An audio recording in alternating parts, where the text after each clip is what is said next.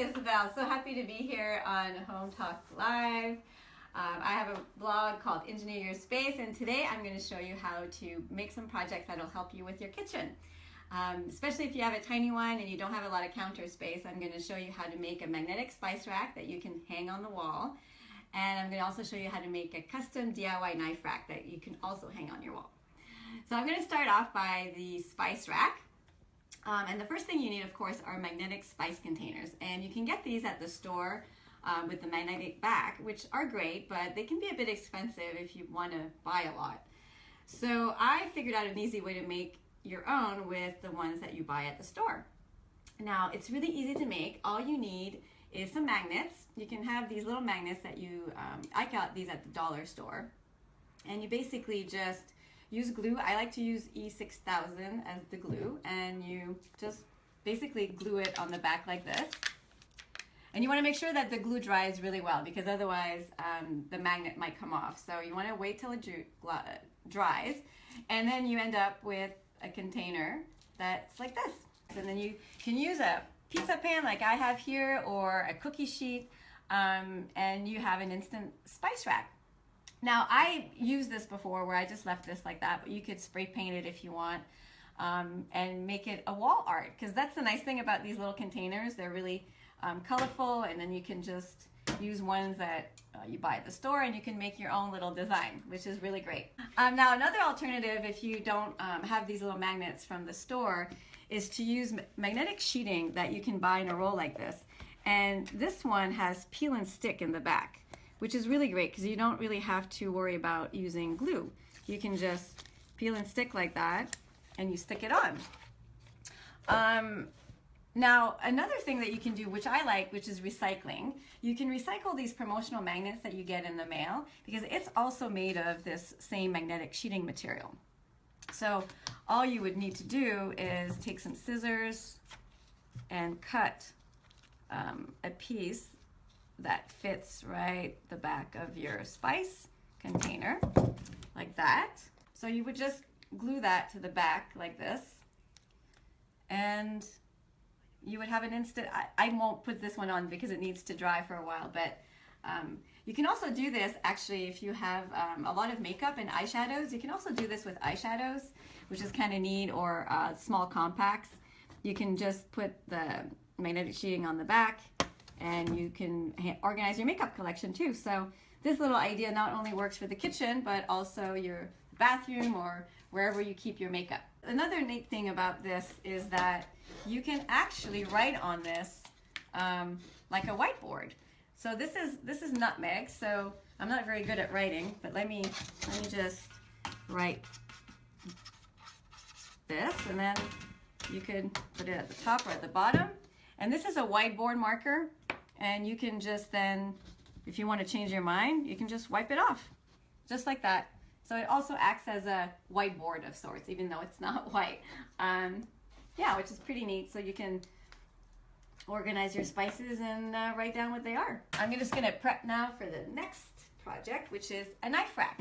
Now, I don't use a lot of knives, so I don't actually need a lot of space to hold my knives, but I like to have easy access to them. So I came up with this idea of doing a custom knife rack that you can just make for whatever knives that you have. Now, the first thing you need for this is a piece of wood. I made mine 8 inches high by 12 or 11 inches long. And I basically just figured out the size that I needed by taking the knives that I want to use on my day-to-day basis, and just kind of line them up like that, allowing about 3/4 of an inch in between, like that. So that tells me, I have enough room for these knives, and that's how I came up with the size of my board. Now, you could use plywood for this. This is 3/4 inch thick. You could use 1/2 inch thick plywood. But I wanted to reuse some wood that I had, because I get a lot of scrap wood from all the projects that I do, and I hate wasting stuff. So this board, you can actually see, is 2 boards that I glued together. I glued a small square dowel and a wider board that I had. And this is actually really easy to do, and it's a great idea when you're trying to use wood that you have, but it's not exactly the right size. And it's really simple to do. You just take 2 pieces of wood, and in this case I just used, this is a 3 this is a 4x1 and this is a 6x1. I believe that's what they are. And funny enough, when you put them together, you end up with exactly the same height, just, you know, using two different types of boards. And it's super simple to do. And I'm showing you this because I feel like sometimes we feel like we have to buy new wood for projects just because we don't have like the right size. But this is super easy to do, and you can recycle what you already have, which I find is always a good idea. I always tend to put a little too much glue. You probably don't need as much glue as I just put there. And you just butt them together like this, and then you clamp them together. I use these clamps from Irwin that I love because they're very easy to use, but you can get much more inexpensive clamps that will do the job as well. Now you just want to make sure that the pieces are lined up, and then you put another clamp on the other side like this, like that. And you see the glue there, and you just want to make sure that the pieces are nice and lined up, and you can release the clamp and move them if you need to make sure that they're nice and lined up. Like that. And then it's really nice to take the glue off with a wet rag. Otherwise you'll just end up having to sand that down later, which is kind of annoying. So let me just move this clamp over so that I can clean this like that. And then you want to clean the other side as well. And then you just let that dry, and you'll have a nice board that you can use for your knife rack. Now I'm going to let this dry and then continue with this board. And with this board, the next step is to put the spacers. Now there's a couple of things you could use for the spacers, and I like to start with the edge. One of the things that you can use are these are called screen molding. They're about 3/4 of an inch wide and 1/4 of an inch thick. And they don't cost a lot. I think they cost about 50 cents per linear foot. So I need about 4 feet for mine because I need 6 spacers. Now to cut these, you can cut these at the hardware store because oftentimes they have cutting stations there, so you don't even have to worry about doing that at home. But if you need to cut them at home, my little kitty cat here is joining us. She has something to say about this project. You can use, and this is a great tool to have on hand, and it's a miter box that has guides in there already, so all you need is a saw, and you can often buy the miter. Yes, kitty cat.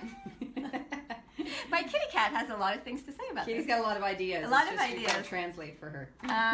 And so you just put whatever it is that you want to cut, and you line up the saw like this, and you go ahead and cut it.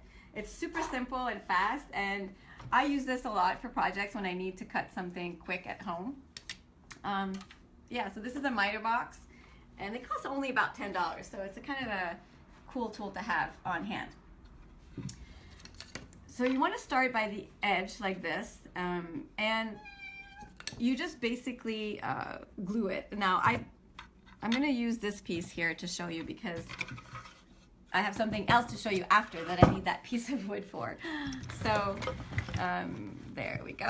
Okay, so you just take again wood glue like this, and then you can use these baby clamps, which I think are so cute. I use these all the time for my projects, and just for the sake of this demonstration I'm gonna take this clamp off. So then you just take the clamp like this, and you can you line it up again, and again I'm using way too much glue, so you don't want to use as much glue as I do.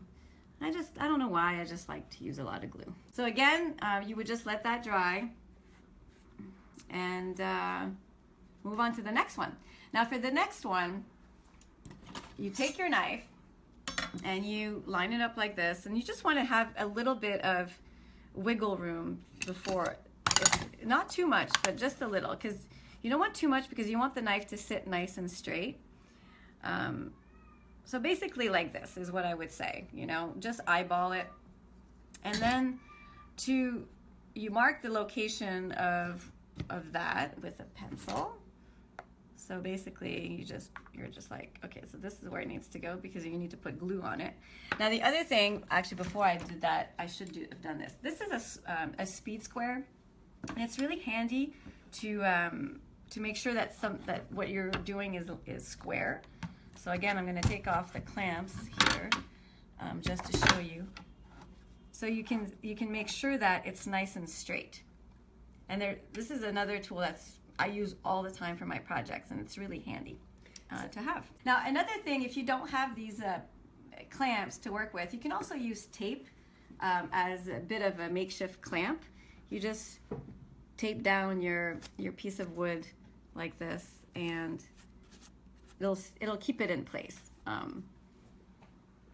And that'll work too. So you don't have to worry about getting the clamps. But if you like to do a lot of DIY projects, I think this is definitely, these clamps are definitely a good thing to add to your toolbox. So you would just keep doing this until you get to the end. Now, another option that I want to show you, I'm just going to put this aside for now, and I'm going to switch over to this piece of wood. Is what I've done. I've already done this here, and what I use for these spacers is veneer wood edging. It's iron-on actually, and I came up with the idea of using this because I had some left over from something else that I was working on. I actually made lamps with this stuff, which was kind of neat, but that's for another day. So this wood edging has glue in the back, and all you need is an iron to glue it. So what I did with this, and why I like using these, is because you can build up to exactly the height that you need, which is actually a bit less than 1/4 of an inch thick. So you just keep building up until you get to the height that you want for your knives to fit through. And this is super easy to work with. You just measure what you need, and then you just take scissors and you cut like that. And then you use an iron, and I've already put about 3 layers, and you need about 4 or 5 layers, I would say. And then you just line it up like this, and you want your iron to be on a temperature that's between cotton and wool, I will say, because if you have the iron that's too hot, it might change the color of the wood.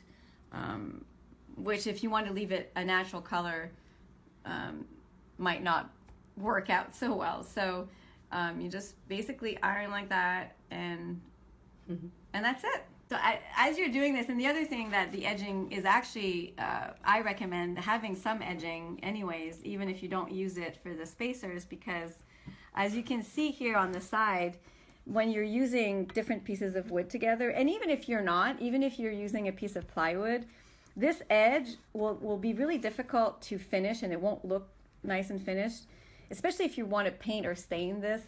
It's going to look a bit rough. And so what I like to do is also put edging on the side like this. So that way, you see, it's all going to look like the same, especially like this dowel, for instance, you have the yellow. So by putting the edging on the side, all of a sudden that disappears, and it's nice and smooth. So this is basically what you're doing, and then you do the other side, and the next part is the lateral pieces, because the knives are all going to sit like this, or like this when you do it like this way. So for the cross pieces, I'm using this lattice. It's called lattice molding, and it's about 1.25 inches wide and 1/4 inch thick. And you'll want one at the top, and you'll want one at the bottom like this, and you'll also want one, and the idea of this is to cover the ends so that they stay nice and snug. So for the shorter knives, I put another one in the middle like this, so that the tips of the knives are nice and tucked away, so that the knives don't want to like flip up like that. So that's the idea. And here again, you just use glue. So you take the knives off, because it's much easier to work with without the knives. And then you use the same thing, just use glue. Just put glue on this, and you can put glue line up the glue with each of the spacers. Try not to put as much glue this time around so I don't have to clean up so much glue after. Like that. And again, you can use the baby clamps, or you can just use tape to line it up like this.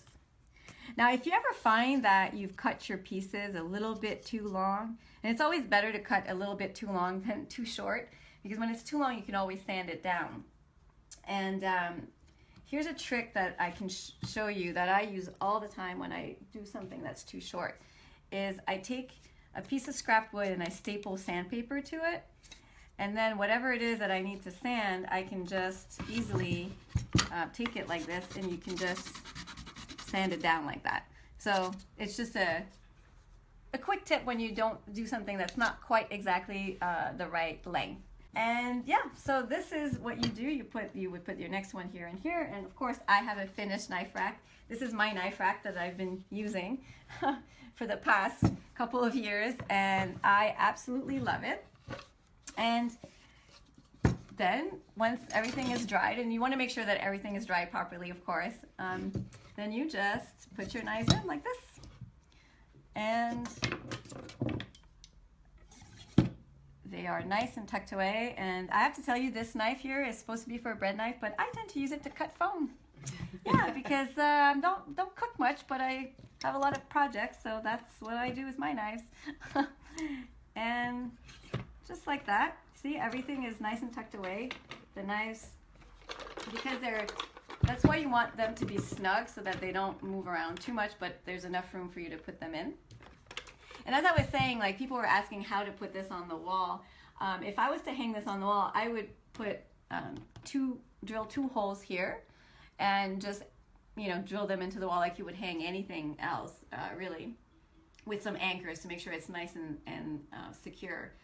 Because I'm going to put mine on the counter and it's just going to rest against the wall, so the weight of it is being held by the counter, I just needed something to make sure that the knife rack doesn't fall over. And so what I ended up using for my kitchen is this tape. It's from Glue Dots, and I don't know if you watched my other video. I love Glue Dots because they have this neat adhesive that's repositionable. So you can mount things on your wall, but with this tape, but it'll remove from the wall without damaging it, and it holds up to 2 pounds. Now, I would not ever recommend that you hang this knife rack on the wall with this tape. This is just to hold it up against the wall. Definitely not for hanging something like this on the wall, because this is too heavy for that.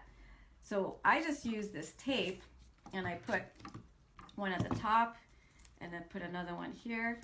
Because another reason that I did not want to drill holes into my wall is that I have tile as a backsplash. So I didn't want to drill, and I rent, so I couldn't really do anything to that tile. I didn't want to drill holes into it. So this is what I came up with as a way of still having it on the wall, and so it doesn't take up counter space, because this whole thing so it's about 1 inch thick, not even. So it's really thin, and so it doesn't really take up much space when it's up against the wall. So this double-sided tape, as I mentioned, is removable. Like you can stick it on this and put it against the wall, and you can take it off easily, but it's strong enough that it's going to hold the knife rack up against the wall. Now, of course, I left mine plain like this, so you get these 2 strips here. I left my knife rack plain, but you could definitely jazz things up and paint this if you want. You could stain it. You could do all kinds of things to it. So I'll show you what it looks like in my kitchen. And so I just put mine right here at the end of my kitchen. And because of the tape, it just stays put. It doesn't go anywhere. And like that. And now when I cook, I just, have my knives like that.